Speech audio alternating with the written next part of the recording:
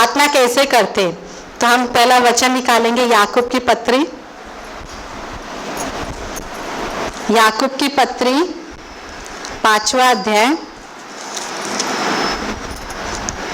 13 वचन।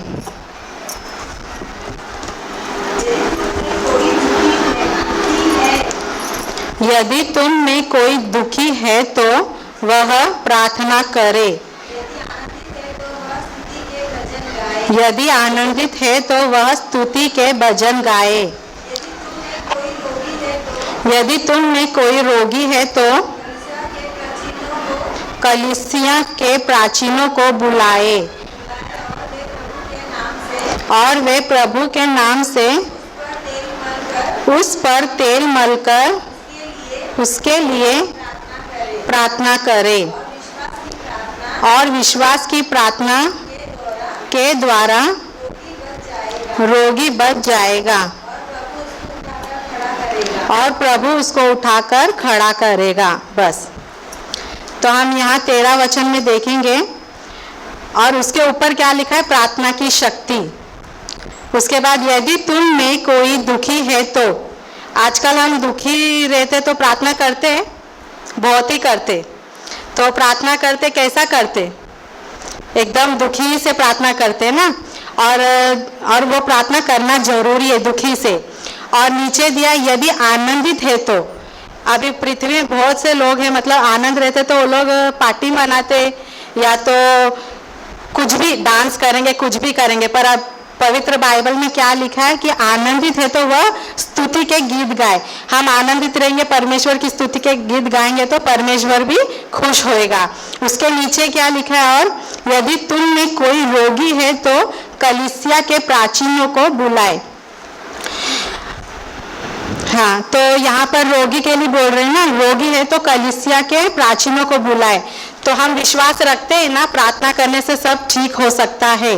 तो कलीसिया में बहुत से लोग हैं, वो क्या सोचते हैं ना, बहुत से लोग हैं मतलब शर्माते प्रार्थना करने के लिए या किसी को प्रार्थना बताने के लिए भी बहुत शर्माते, पर हमें शर्माना नहीं चाहिए। जब परमेश्वर बोल रहे विश्वास से प्रार्थना करो तो हम क्यों डरने का, क्यों शर्माने का। हम और आजकल बहुत से वीडियो निकाल रहे, वीडियो निकालते समय कोई शर्मा रहा नहीं है ना, संसार के काम करने के लिए कोई शर्मा रहा नहीं है, तो फिर प्रार्थना करने में हम क्यों शर्माने का। और कलीसिया में प्रार्थना करना जरूरी है, कलीसिया की प्रार्थना परमेश्वर ने सुना है। और उसके नीचे क्या है, पढ़ेंगे, और विश्वास की प्रार्थना के द्वारा हाँ रोगी बच जाएगा, रोगी बच जाएगा। तो यहाँ पर लिखा है विश्वास की प्रार्थना से रोगी बच जाएगा। तो हम विश्वास से प्रार्थना, और सच में विश्वास से प्रार्थना करने पर परमेश्वर सच में हमको हमारी प्रार्थना सुनता है और हमको चंगाई भी देता है। उसके बाद आगे पढ़ेंगे, और प्रभु उसको उठाकर खड़ा करेगा, और प्रभु उसको उठाकर खड़ा करेगा। और यदि 16 वचन पढ़ेंगे, इसलिए तुम आपस में एक दूसरे के सामने अपने अपने पापों को मान लो, अपने अपने पापों को मान लो और एक दूसरे के लिए प्रार्थना करो, और एक दूसरे के लिए प्रार्थना करो। यहाँ पर क्या दिया, एक दूसरे के लिए प्रार्थना करो। अभी हम लोग एक दूसरे के लिए, हम हर संडे को इधर बताया जाता है एक दूसरे के लिए प्रार्थना करो, संघ में प्रार्थना करते, और बाकी के जो अन्य जाति लोग भी आते हैं प्रार्थना करवाते हैं ना, तो बहुत से लोग मतलब अंदर से घमंड करते कि मेरे पास आया प्रार्थना करवाने के लिए। कोई कोई बोलता है मेरे पास टाइम नहीं है, कोई बोलता है कि मेरी प्रार्थना है ना बहुत, मतलब मेरी प्रार्थना से चंगाई होती है, पर अपनी बड़ाई ज्यादा करते, परमेश्वर का कम और अपनी बड़ाई ज्यादा करते। तो यहाँ पर दिया है कि एक दूसरे के लिए प्रार्थना करना चाहिए। तो एक दूसरे के लिए प्रार्थना करते समय ना हमें घमंड नहीं करना चाहिए, परमेश्वर के लिए हमें सब कुछ प्रार्थना दिल मन से और विश्वास से करना जरूरी है। और नीचे लिखा है धर्मी जन की प्रार्थना के प्रभाव से, मतलब धर्मी जन का जो असल शक्ति है ना, उसके प्रभाव से ना बहुत कुछ हो सकता है ना, विश्वास की प्रार्थना से बहुत कुछ हो सकता है। इसी प्रकार हम दानियल में देखेंगे, दानियल ग्रंथ 3 अध्याय 1 वचन। नबूकदनेस्सर राजा ने सोने की एक मूरत बनवाई। एक मिनट, यहाँ पर है ना एक राजा रहता है, नबूकदनेस्सर राजा।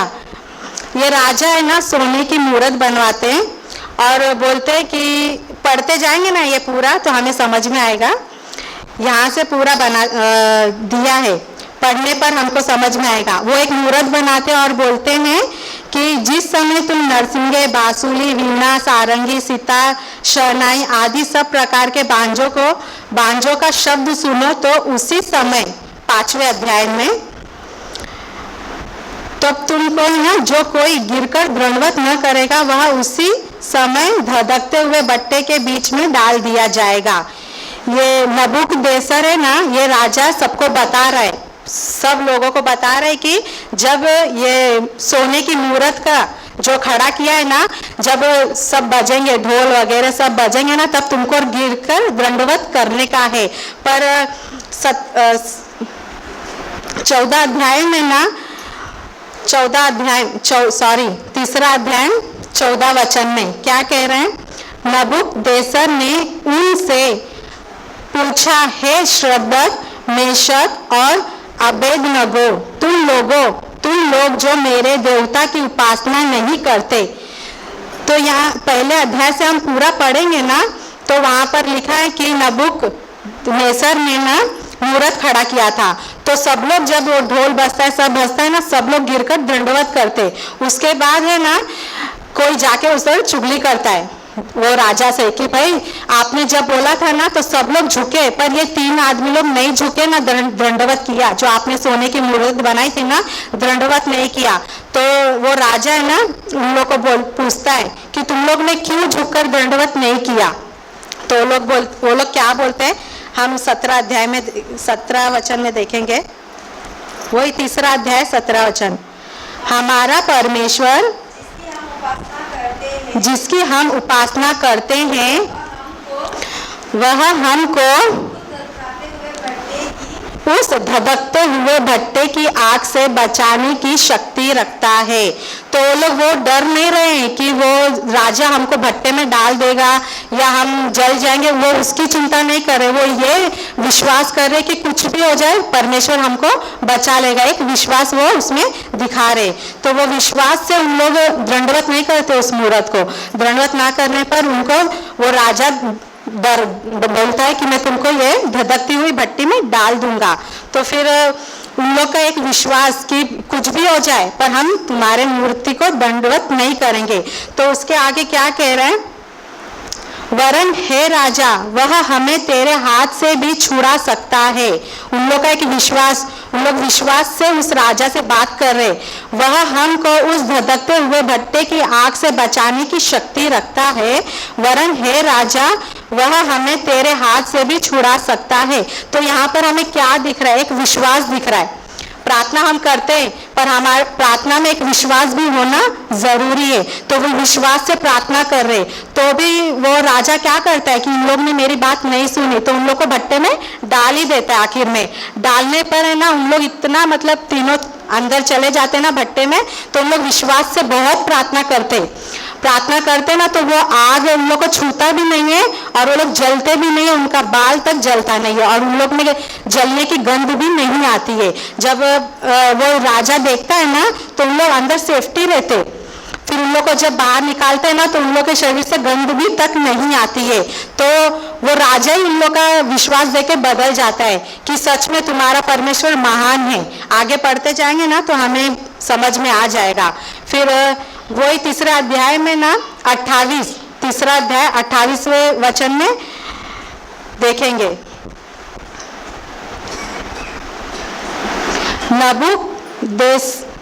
नबूकदनेस्सर कहने लगा, धन्य है शद्रक, मेशक और अबेदनगो का परमेश्वर जिसने अपना दूत भेजकर अपने इन दासों को इसलिए बचाया क्योंकि इन्होंने राजा की आज्ञा न मानकर तुझी पर भरोसा रखा।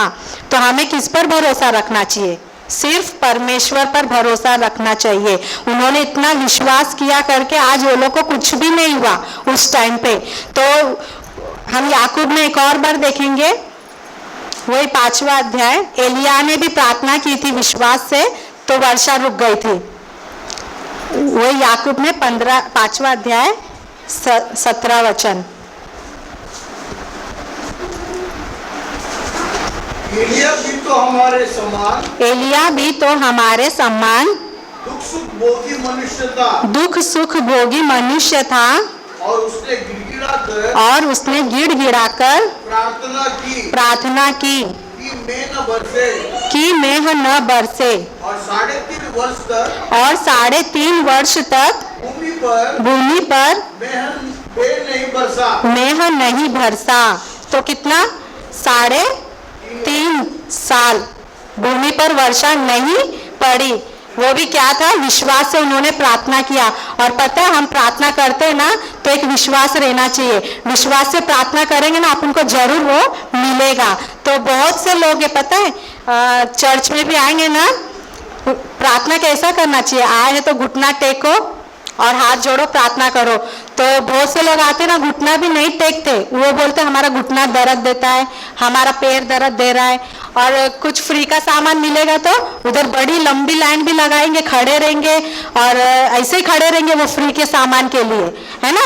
और वो इधर आके प्रार्थना करने के लिए बोलेंगे तो उनको ओके नहीं रहता है, उनको क्या बोलते हैं, कुछ रहता नहीं है, सबर नहीं रहता है कि हाँ हम घुटना टेक के अच्छे से प्रार्थना करें। बहुत से लोग जब इधर पास्टर प्रार्थना करेंगे ना, तो उधर बैठे लोग बात करके लेते, मोबाइल चलाते। हमें ऐसा नहीं करना चाहिए, ऐसी प्रार्थना परमेश्वर को भाता नहीं है। तो हम जब आए हैं पवित्र स्थान में या घर में भी, हमें कैसा प्रार्थना करना चाहिए? घुटने टेक कर प्रार्थना करना चाहिए, और मन से।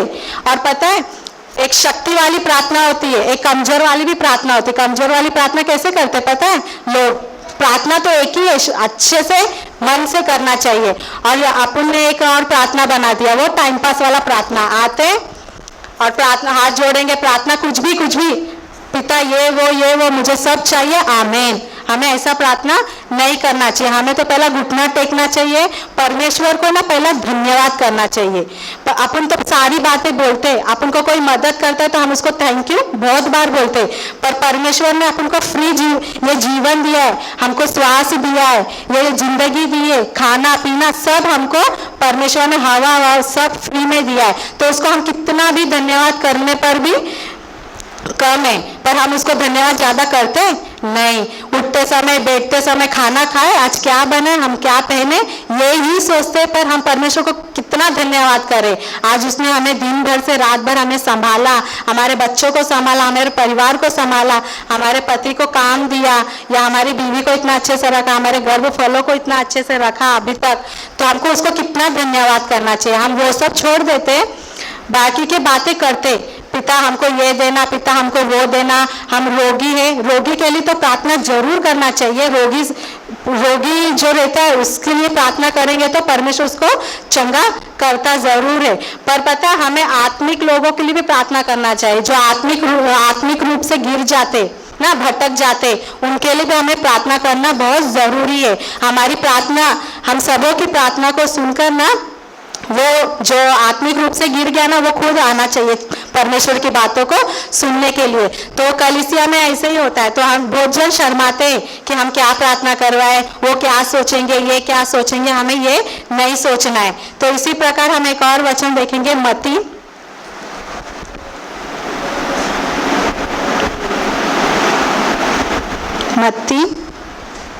14 अध्याय।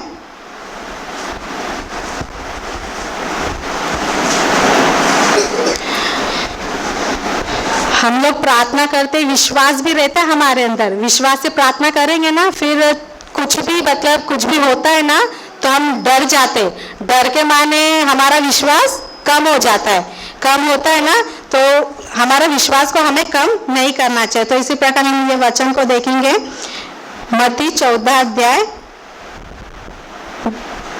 25वां वचन पढ़ो। और यीशु रात के चौथे पहर झील पर चलते हुए उनके पास आया।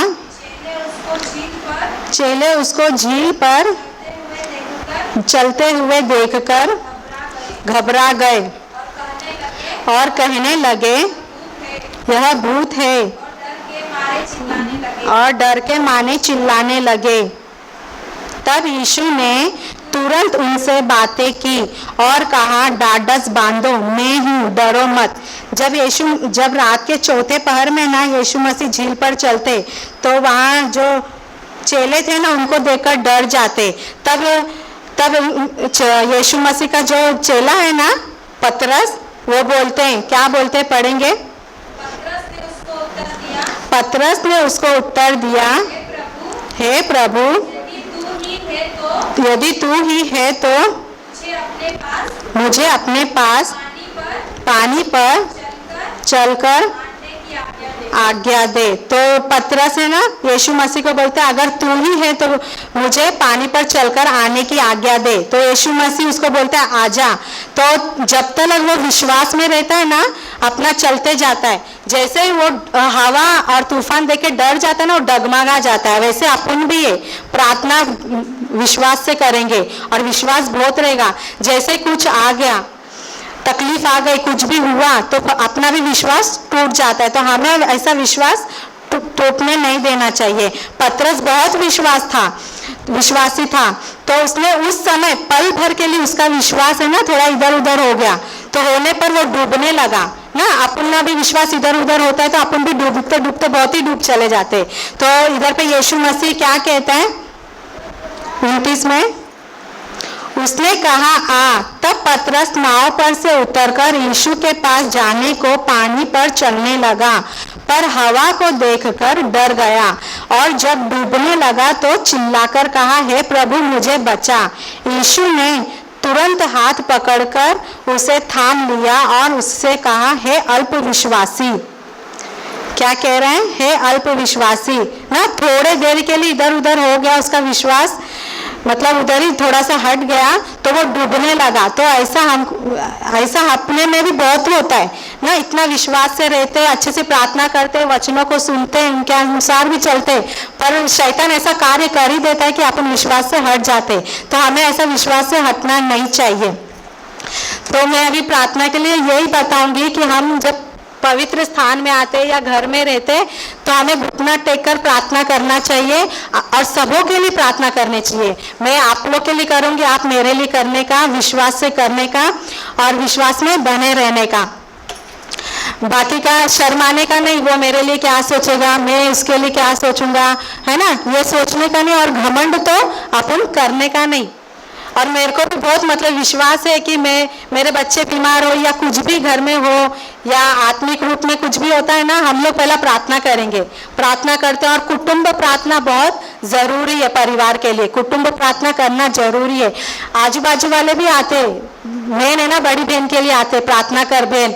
और कोई पता है बोलता है ना,